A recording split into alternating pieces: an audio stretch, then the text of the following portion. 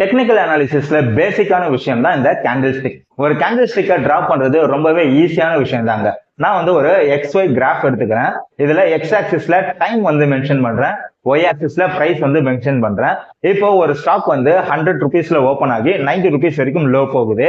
அங்கிருந்து 120 வரைக்கும் ஹை போயிட்டு 110ல க்ளோஸ் ஆகுது. இப்போ இந்த 4 டேட்டாவை நான் வந்து கிராஃப்ல பிளாட் பண்றேன். இப்போ என்னுடைய ஓப்பனையும் என்னுடைய க்ளோஸையும் நான் என்ன பண்றேன் அப்படின்னா ஒரு பாக்ஸா டிராப் பண்றேன். அண்ட் இதை வந்து நான் பாடி செக்ஷன் அப்படின்னு சொல்லுவேன். இப்போ என்னுடைய ஹை அண்ட் லோவை நான் வந்து ஒரு லைனா கனெக்ட் பண்றேன். இதை வந்து நான் ஸ்பைக் அப்படின்ட்டு சொல்லுவேன். ஸோ ஒவ்வொரு கேண்டில் ஸ்டிக்குமே இந்த ஓப்பன் ஹை லோ க்ளோஸை வச்சுதான் டிராப் பண்றாங்க.